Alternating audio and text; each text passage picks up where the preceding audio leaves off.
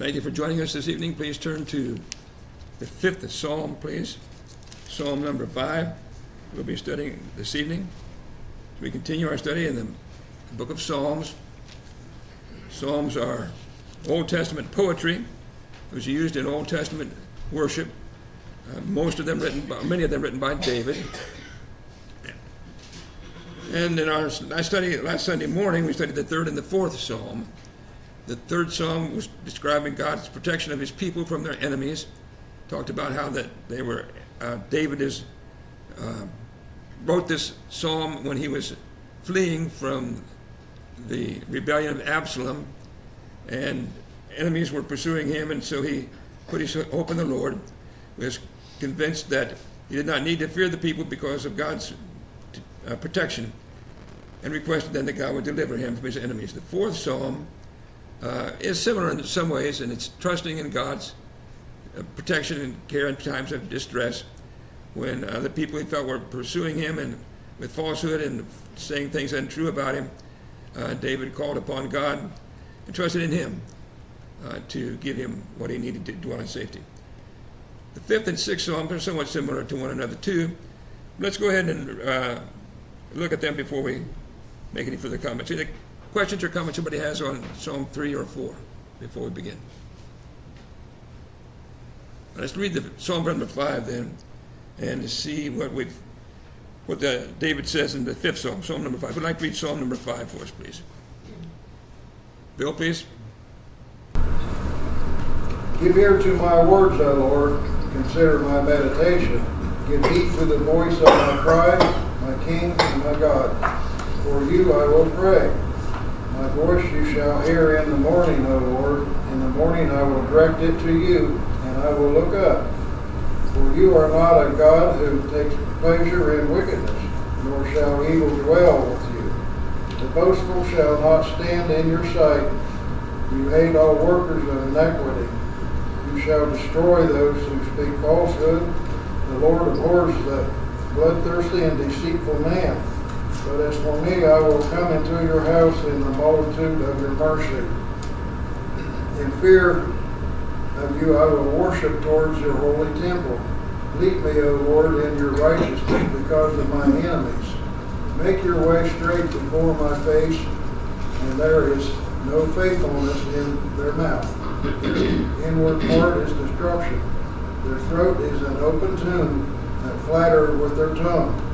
Pronounce them guilty, O God. Let them fall by their own counsel. Cast them out in a multitude with their transgressions, for they have rebelled against you. But let all those who rejoice put their trust in you. Let them ever shout for joy because you defend them. Let them also who love your name be joyful in you. For you, O Lord, will bless the righteous with favor. You will surround them with a shield. Okay, so you see a contrast in the psalm between how God is going to deal with those who are sinful or wicked as contrasted to those who are serving the Lord. So the first part of the 5th Psalm, question number 1, how does David introduce the psalm? What does he say in those first 3 verses as he introduces the psalm? Karen. Asking God to consider his meditation, to heed his voice, because to him he's praying. Okay, so he's to pray to God. He's asking God to listen to him, to hear his meditation, hear the things that he's going to say to him. Okay, so it's just pretty much, I would say, a general introduction, calling upon God to listen to the things he has to say. Other comments or discussion on those first 3 verses? Okay, so we get into verse 4 then, question number 2, and verses 4 through 6. What does he say about evil people? What are some things he says to describe those who are evil in verses 4 through 6? Frank. He takes no pleasure in the wickedness, and no evil dwells with God, and the boastful shall not stand in God's sight, and God hates all workers of iniquity, and he will destroy those who speak falsehood, and the Lord abhors the bloodthirsty and deceitful men. All right, so we described several aspects of sin and how God views them, how God opposes them. So I ask you then in question number 3 to give some passages that talk about some of these things. So what are some other passages, question number 3, that talk about how God views evil? The verse says evil won't dwell with him, he doesn't take pleasure in it. Talks about some specific evil, boastfulness, for speaking falsehood, bloodthirsty, deceit, and so forth. So other passages or comments on those aspects of it. Terry? Proverbs 6:16 through 19 says, there are 6 things that the Lord hates, 7 that are an abomination to him: haughty eyes, a lying tongue, hands that shed innocent blood, a heart that devises wicked plans, feet that make haste to run to evil, a false witness who breathes out lies, and one who sows discord among brothers. All right, so you see in that reading several of the things that are mentioned also here in the 5th Psalm. Psalm 6 said God hates those things are an abomination to him. Lying tongue and speaking falsehood are mentioned several times, and feet that run to shed innocent blood, or hands that shed innocent blood, and so on. So several of the things mentioned here are also mentioned in that passage. Bill, you have a passage for us? 55th Psalm 23. But you, O God, shall bring them down to the pit of destruction. Bloodthirsty and deceitful men shall not live out half of their days, but I will trust in you. Okay. Again, bloodthirsty people, deceitful people. God will, is opposed to that. Other passages? Susie? Revelations 5 lists several and refers to them as works of the flesh. And then in Revelation 21:8, he lists several and includes murderers and liars and says that they'll have their part in the lake of fire. All right. So some of the lists of sins, like even as we've studied, like in Galatians 5 and 1 Corinthians 6, some of these things are listed. And then the book of Revelation, the description of eternal punishment, includes some of these things. Okay? Other passages anybody wants us to look at? Velma. In Mark 7, it lists many of the same things, but it makes the point that all these things, evil things, come from within, and they defile a man. Okay. So again, a list of similar sins, but again, it comes from within. A man does these things not just because he has no choice, but it comes from within. It starts in the improper thinking, improper attitudes that lead to these kinds of outward conduct. Okay? Bill. In the first Psalm, verse 5, therefore the ungodly shall not stand in the judgment, or sinners in the congregation of righteousness. Okay. So the reading, those verses 4 through 6 back in Psalm 5, begins with the fact that God does not take pleasure in wickedness. Evil shall not dwell with him. And so Bill's passage in Psalm 1 emphasizes that. Anybody else have any other passages showing that God refuses to associate or accept sin? With the holiness of God, he will not allow him to accept sinful conduct. Anybody have any other passages on that? Terry? Proverbs 8, starting at verse 13, the fear of the Lord is hatred of evil, pride and arrogance and the way of evil, and perverted speech I hate. Okay. So the important thing to understand is that sin is sin because God says so. He opposes it. That's what makes it evil. He's declared it to be evil, and he will not have fellowship with it. He cannot accept fellowship or association with those who practice these things, which he has declared to be evil because God is holy. He will not allow those people, as it says, to dwell with him. You can't be in his fellowship when you practice these kinds of things. Okay? So that's the first thing in verse 4. Okay, then he lists the various sins in verses 5 and 6, some specific examples. Okay? Other comments on verse 4, first of all, on God's attitude towards sin in general. How about the boastful? I didn't remember anybody coming up with a verse on the boastful part of it. Scripture on God's attitude towards those who are boastful. Frank. Romans 1, verses 28 through 32.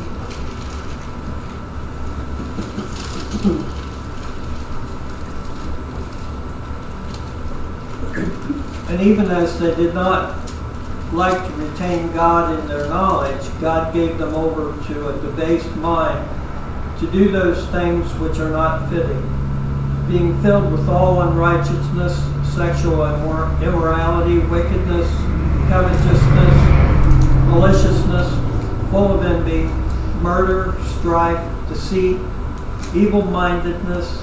They are whisperers, backbiters, haters of God, violent, proud, boasters, inventors of evil things, and disobedient to parents, undiscerning, untrustworthy, unloving, unforgiving, unmerciful, knowing the righteous judgment of God, that those who practice such things are deserving of death, not only do the same, but also approve of those who practice them. Okay, so there are another list of sins, and including those who are boastful, and that those who do so should be punished. Okay? What does boasting mean? What are we talking about? We don't very often run across passages that talk about boasting. Some of these other things are mentioned very frequently, lying and so on. But what about boasting? What is boasting, and why would it be something to be avoided? Boasting involves what? Rick. Well, boasting to me is a lot like bragging, Okay. making yourself important to yourself, saying, I did this. Not giving Christ any credit, not giving anybody else any credit, but putting importance on yourself. Okay. So it's related then to pride, the idea of exalting ourselves, but it's especially regarding speech, the things we say to try to make ourselves look important, more important than other people. So it's a form of pride, but in our speech especially. Okay, other comments on boasting? Okay, so we discussed boasting, and there are various passages about workers of iniquity in general, those who speak falsehood. How about the bloodthirsty man? Some of your passages were discussing that. What is involved in being a bloodthirsty person?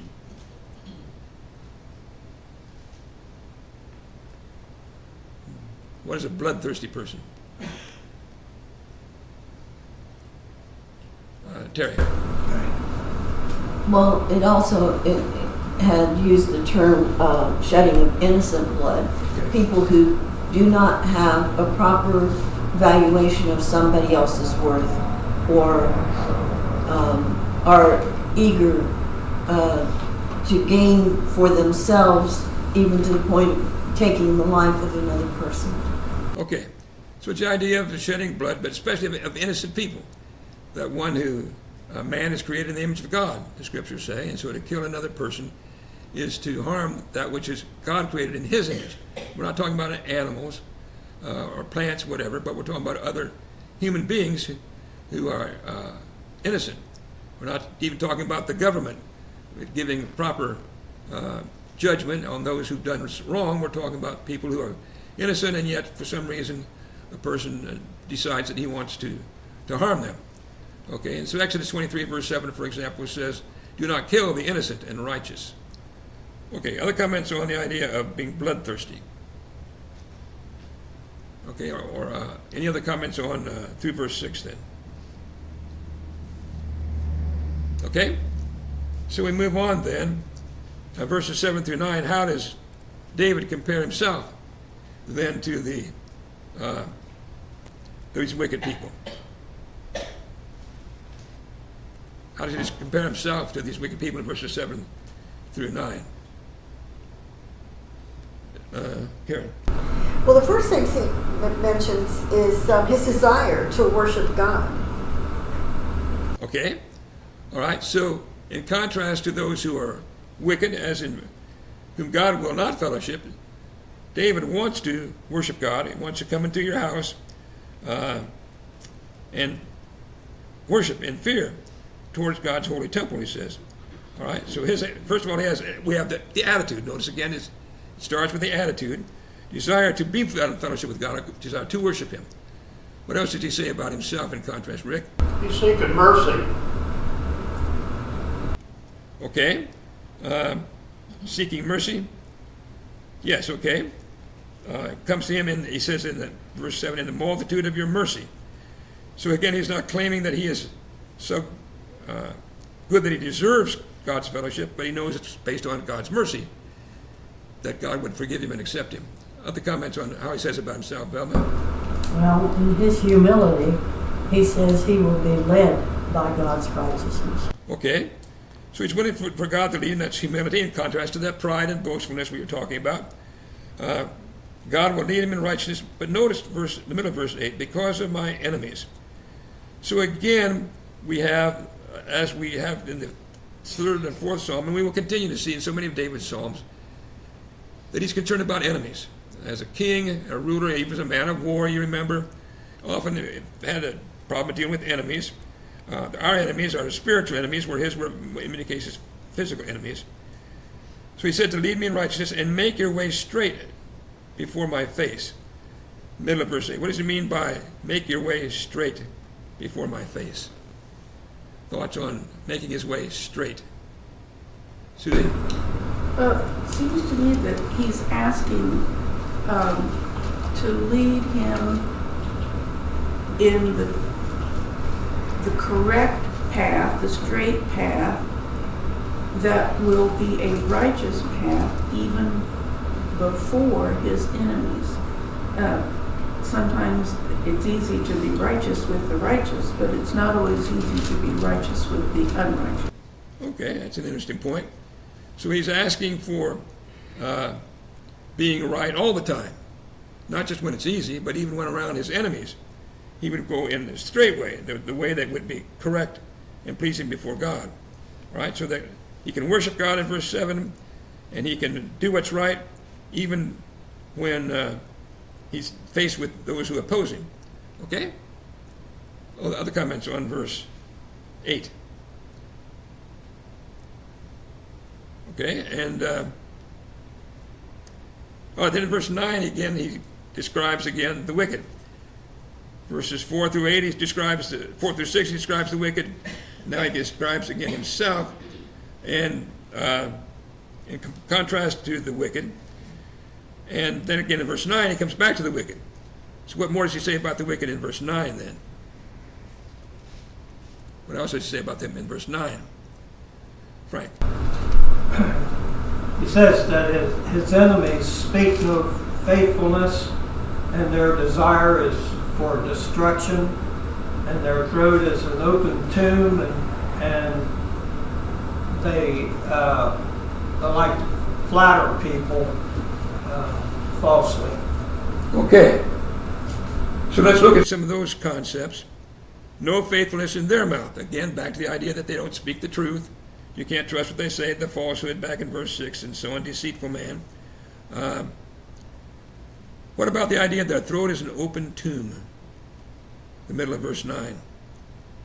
Their throat is an open tomb. Obviously, symbolic language, as we're often seeing in these psalms. What is the significance of this symbolism? The throat is an open tomb. Did you think about that as you studied it? Susie? Well, in the tomb is a decayed body, so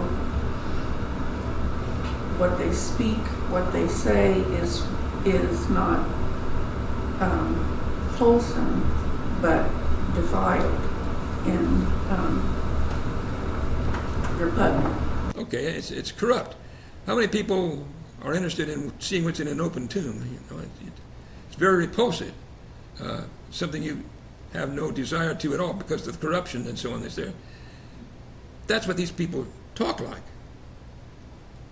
To listen to them talk is like looking in a dead, decaying body. And isn't that true of much of what we hear around us today? So corrupt in what people say, disgusting, and that's a very graphic way of describing that what people say and the way they talk is disgusting, so corrupt and wicked. Okay? Other comments on the description of the speech there? Bill? Romans 3, verse 13. Their throat is an open tomb. With their tongues they have practiced deceit. The poison of their apes is under their lips. So Paul quotes this passage in Romans 3. Remember that list of different passages he quotes from the Old Testament describing that people are wicked, people in general, all have sinned and come short of the glory of God. One of the passages he quotes to show that is in Romans chapter 3, he quotes this passage about their throat as an open tomb. Okay? And the last part of verse 9, they flatter with their tongue. Again, flattery is something we don't read about very often in Scripture, and yet here is a very clear passage showing that God opposes it. What is flattery? What does it mean to flatter, and what's wrong with it? Comments on flattery?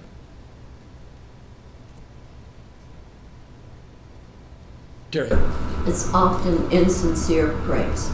Okay, insincere praise. Okay. What was your comment, Susie? Well, that and that it seeks an advantage. It's insincere because the advantage is coming back to them, they think. Okay. So you say something that, well, impress other people that you like them or you think highly of them, but you don't really mean it. But you do it for your own benefit. You're hoping that they'll give you something or think highly of you in some way. So it's not sincere, and yet you lead them to think that you think highly of them. Okay? Other comments on flattery? Is that a form of hypocrisy? Okay, is hypocrisy. You're pretending to be something or mean something that you don't really mean, and it's a form of lying, really, because you're saying things you don't mean, which is lying, deceit. So all of these terms you see going together then. Okay? No faithfulness in their mouth, first part of verse 9. Throat an open tomb, they flatter with their tongue. Okay? Other comments through verse 9. All right, so here's a description of the evil people, contrast to himself, the kind of person he wants to be, in contrast to these, and in particular his enemies, the kind of people that they are. Okay, other comments through verse 9. All right, then verse 10, how does he want God to deal with these people, these wicked people? What should God do with them? Verse 10.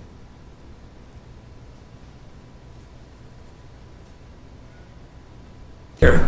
He should pronounce them guilty. Pronounce them guilty. Sort of like David and the righteous people on the one hand are kind of like in a court suit against wicked people. Here's the enemies, here's David, and he's calling upon God to pronounce a verdict. The verdict is that they should be guilty. Pronounce them guilty. Okay? Other comments on verse 10 and his hope that how God will deal with them. Rick. It says, pronounce them guilty by their own counsel. Let them fall by their own counsel. Which, to me, that's saying you'll reap what you sow. Okay. You did it to yourself. And we talked about that back in the first psalm, didn't we? Following the counsel of the wicked. The godly man does not follow the counsel of the wicked. These people follow wicked counsel, and they're going to fall, just like in the first psalm. Okay, that's going to lead them to be punished by God, cast out in the multitude of their transgressions, and so on, because they're following their own counsels rather than God's will. Okay, other comments on verse 10? And what do you think should be happening to him, Frank? That's like falling into their own plots of evil, falling into their own traps. Right. And we'll see that kind of thing many times in the Psalms as well. The idea that they try to harm other people, they're the ones that get hurt because of the wrong that they're doing. Okay? Other comments on verse 10? They have rebelled against you, cast them out, the multitude of their transgressions. All right, here is an example. In the introduction to the Psalms, I mentioned the fact that many of the Psalms call upon punishment for wicked people. Here's an example of it. A lot of people, or some people at least, object to that and say, well, that's not godly, that's not nice. That wouldn't fit the New Testament, and then Jesus wouldn't say nasty things like that about people. How would you, what comment would you have on that as this example of this kind of thing that some people would object to? Comments on that? Terry? It's very clear when God says he hates this kind of action and repeatedly says there's going to be punishment for it, that he means what he says. Okay, so when you understand the nature of God, Old Testament, New Testament, it's clear God hates evil and he will punish evil. That's not something objectionable. It's not something to be opposed. But who does David say should do the punishing? God. That's not wrong to call upon God. In fact, that's exactly what the New Testament says we should do, that we should not take personal vengeance, but we should let vengeance in the hands of God. Well, that's what David's doing. So what he's doing is exactly what harmonizes with other scriptures. There's nothing objectionable. Some passages we'll learn to run into later on are a little bit more forceful than this, but I think this helps us to see that there's nothing wrong in calling upon God to punish those who are wicked. That's what God says we should leave up to him. Anything else through verse 10? All right, so we conclude now the psalm in verses 11 and 12. Question number 5. Let's see, the last part of it. How does this compare to God's blessings to the righteous? So here's verse 10 here, how he's going to deal with the wicked. How about the righteous? How's God going to deal with the righteous in the last part of the psalm, verses 11 and 12? Karen. They will rejoice and shout for joy. Rejoice. Shout for joy. Is that our theme for the month? Okay. Shout for joy. Rejoice. Okay. Why? Why in particular do they shout for joy? Right. Because God has defended them and he has set up a shield of defense around them. It's not shouting for joy that your enemy is harmed, but that God has defended you. Okay. So all those who rejoice who put their trust in God, in contrast to the wicked, but they shout for joy because God will defend them. Okay? Other comments? Susan? Maybe we've already said this, but just another way. As sure as David is of God's righteousness, he is as sure of his promise to punish the wicked. And he's just asking God to please do what you've said you will do. Okay. And that he hopes, and his intent is to be one of those that God will bless. Much like the first psalm. Again, back to the idea that wicked will be punished, the godly will be rewarded. That's God's principle. That's how he acts. Again and again, we'll see it in the Psalms. David is saying, my enemies, they're the ones who are doing these terrible things. I would love to worship you and serve you and receive your blessings. Okay, isn't that exactly how we ought to feel? Exactly how we should. Okay? And so then he concludes, you, O Lord, will bless the righteous. With favor you will surround him as with a shield. Protection, defense, God will take care of him. And he'll do the same for us if we serve him.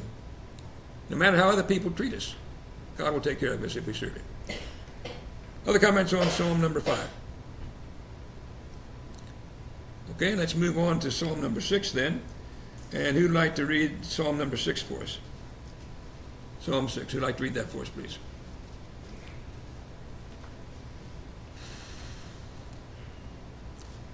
Frank, please. O Lord, do not rebuke me in your anger, nor chasten me in your hot displeasure. Have mercy on me, O Lord, for I am weak. O Lord, heal me, for my bones are troubled. My soul also is greatly troubled. But you, O Lord, how long? Return, O Lord, deliver me, and save me from for your mercy's sake. For in death there is no remembrance of you. In the grave who will give you thanks? I am weary with my groaning. All night I make my bed swim. I drench my couch with my tears. My eye wastes away because of grief. It grows old because of all my enemies. Depart from me, all you workers of iniquity, for the Lord has heard the voice of my weeping. The Lord has heard my supplication. The Lord will receive my prayer. Let all my enemies be ashamed and greatly troubled. Let them turn back and be ashamed suddenly. Okay? So, verses 1 and 2, what kind of treatment does David request in those first couple of verses? What does he want God to do for him, and why? What's he asking for in verses 1 and 2? Rick. Do not rebuke me in your anger, nor chasten me in your hot displeasure. But have mercy on me, for I am weak. Heal me, for my bones are troubled. So, I'm not sure, different ones that I've read speculate about what problem David is facing here, but to me, he never really comes out and says what it is. He talks about his enemies, again, down in one of the later verses. So there's enemies are involved in it. Last part of verse 7. It could be that last part of verse 2, that he's got a health issue, some kind of sickness, some people say. Some people, then he may be concerned about his sins. He said, don't chasten me. So I'm not really sure in my own mind exactly what's bothering him. But whatever it is, he's asking for God's mercy and to not punish him. We all know we have sinned. We all know that God would be right to punish us, and yet he's calling for mercy, even as we would.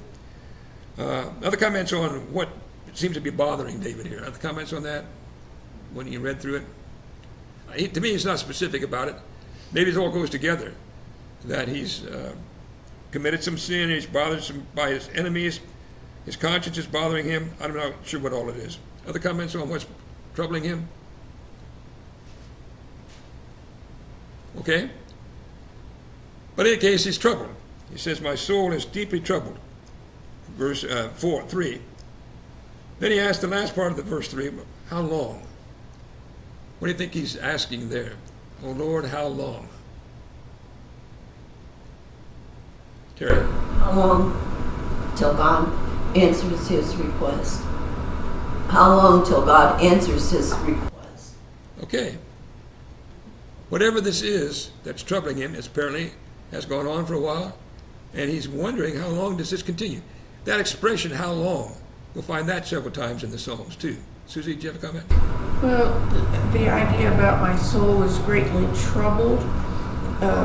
In John 12, verse 27, that is something that Jesus says also in Gethsemane. And obviously he wasn't sinning, but his enemies were pressing.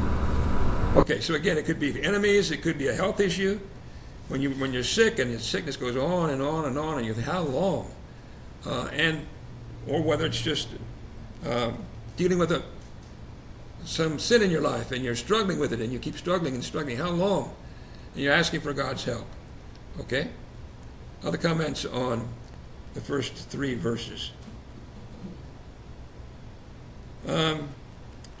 About verse 4 then and verse 5. Let's see.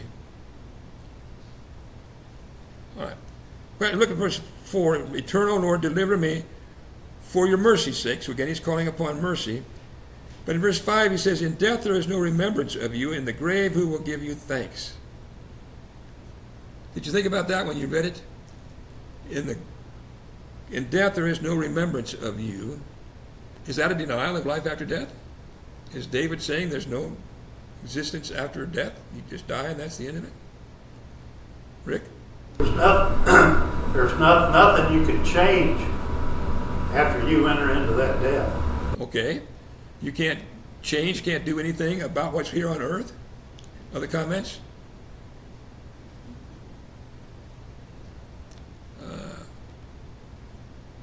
Velma? Well, the thought just came to me when I was studying that he needs God now. After he's dead, that will all be settled.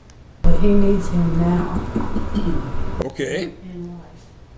Okay. That's what came to my mind. Okay. Other comments? Okay, well, what I thought was similar to that, not only that he needs God now, but he says, in the grave, who will give you thanks? So he wants to praise God now, here, where it would benefit other people. He's hoping that his service to God and his praise to God would come now. But he's not denying life after death. There's not much about it in the Old Testament as in the New. But you remember Jesus in talking to the Sadducees in Matthew 22, went all the way back to God's statement at the burning bush to Moses to show that there is life after death, that people continue to exist.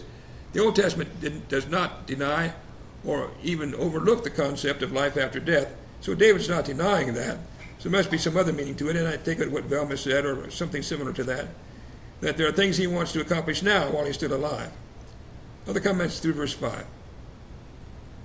Terry. In Psalms 88, verses, the second half of verse 9 and verse 10, every day I call upon you, O Lord, but I spread out my hands to you.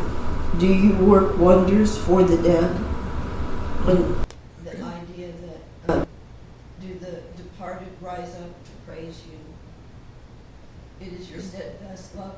Is your steadfast love declared in the grave, or your faithfulness in Abdon? Okay. So once we're dead and gone, there's nothing we can do to encourage people that are here. So let's do it while we can. Okay? Good. Yeah, okay. Anything else through verse 5? Rick. That makes me think of over in, I believe it's Romans, where it says, O death, where is thy victory?